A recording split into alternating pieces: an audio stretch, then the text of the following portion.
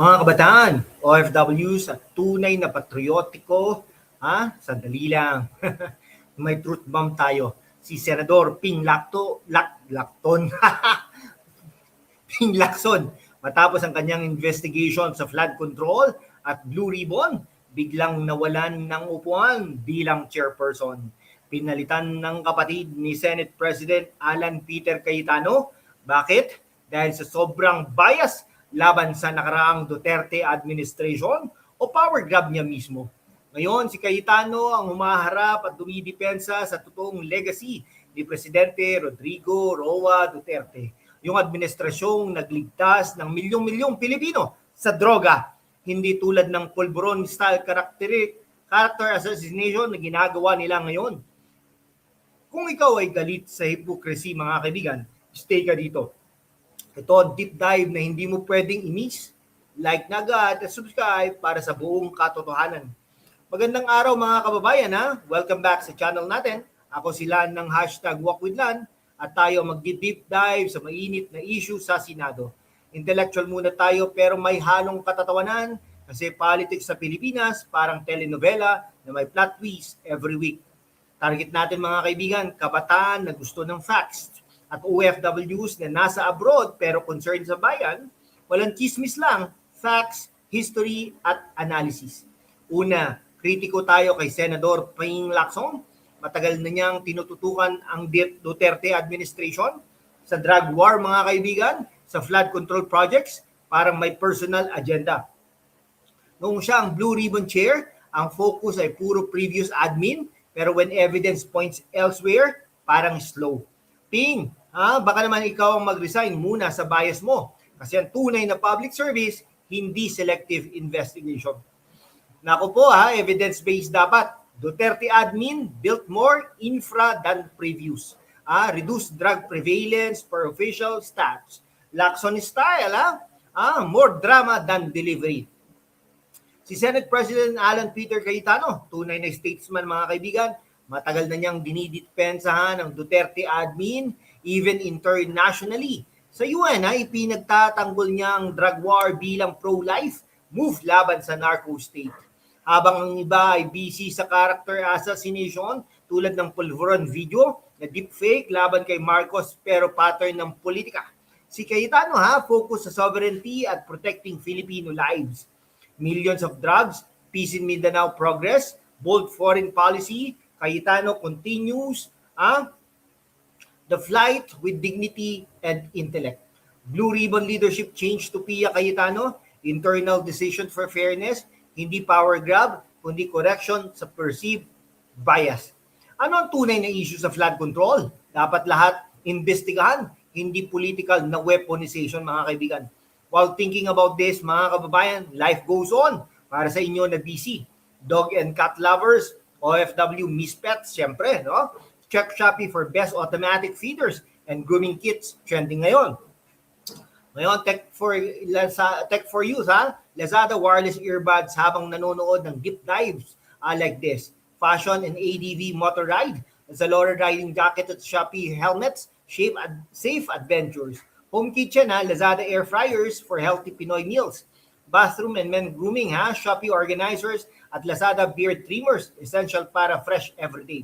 Link sa description, support local plus channels through smart buys. Mga kababayan, sa mundo kung saan ang kasinungalingan ay nangingibabaw, ang katotohanan ng unang sinisikil. Pero kasama kayo, magpapatuloy tayo sa laban. Walang takot, walang kinikilingan at laging handa para sa bayan. Sumali na sa aking YouTube channel membership sa #WalkWithLan.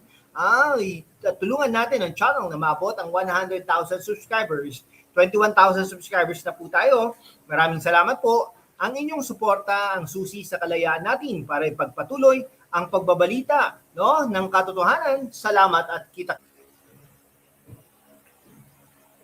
Okay mga kaibigan, balik tayo sa main topic natin Okay mga kababayan, after discussing the products that make your daily life better, let's go deeper into the bigger picture. Itong part na marami ang hinihintay, ang matalas na analysis.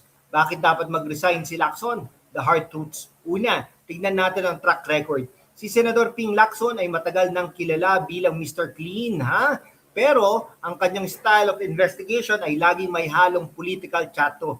Noong panahon ng Duterte administration, halos lahat ng kanyang tanong sa Senate hearings ay directed laban sa drug war at infrastructure projects.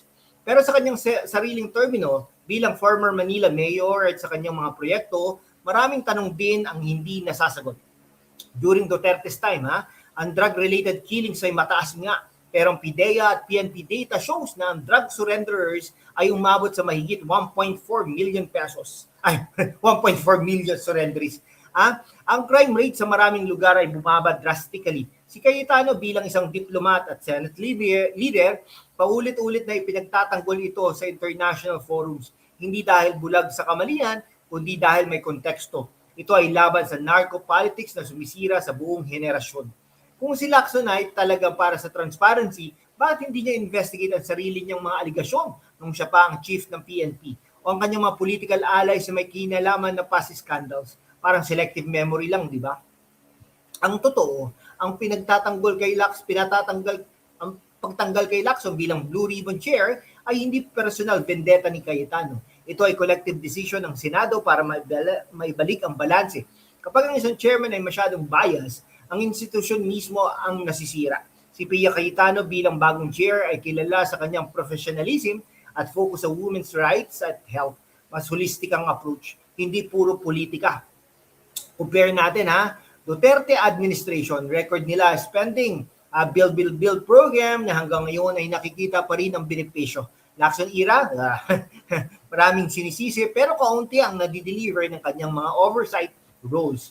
Para naman po sa mga kabataan, huwag kayong maniwala sa simpleng narrative sa social media, mag-aral ng facts. Si President Duterte ay may tapang na kulang sa ibang leader.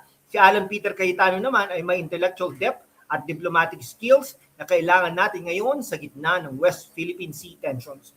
Para naman po sa mga OFWs, kapag ang politika sa Pilipinas ay stable, mas maraming investment, mas maraming trabaho at mas madaling umuwi ng may dignidad.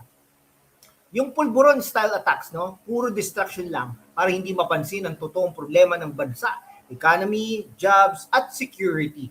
Ngayon, tanong ko sa inyo, dapat ba talagang mag-resign si Lacson para sa kapakanan ng Senado? Tingin ko, oo.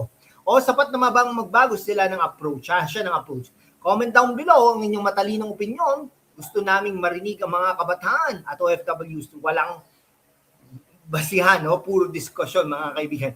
O dagdag pa, sa 2026 political landscape, ang mga leader na tulad ni Cayetano ang kailangan natin. Hindi yung mga laging nasa opposition mode, kahit may bagong administrasyon na.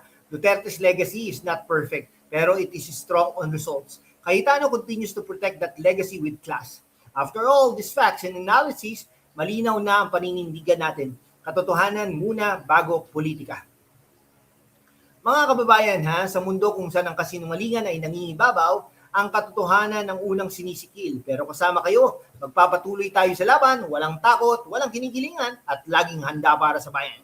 Sumali na sa aking YouTube channel membership sa #WalkWithLan at tulungan natin ang channel, mga kaibigan, para umabot natin ng 100,000 subscribers. Ang inyong suporta, ang susi ng kalayaan natin para pagpatuloy ang pagbabalita ng katotohanan. Salamat at kita-kits sa laban. So uli, mga kaibigan, to sum it up, si Senate President Alan Peter Cayetano at ang legacy ni President Rodrigo Roa Duterte ay kumakatawan sa tapang, malasakit at matalinong pamumuno. Si Senador Ping Lacson naman ay dapat mag-reflect at isaalang-alang ang pag-step back mula sa selective investigations. Ano ang tingin ninyo? Dapat bang mag-resign si Lacson? I-comment down below at magsimula tayo ng productive discussion. I-like ang video na ito kung naniniwala kayo sa katotohanan at i-share sa inyong mga OFW groups at kabataan at huwag kalimutang mag-subscribe para sa mas maraming explainer series. Tuloy ang laban para sa mas magandang Pilipinas, tapang at malasakit. God bless the Philippines.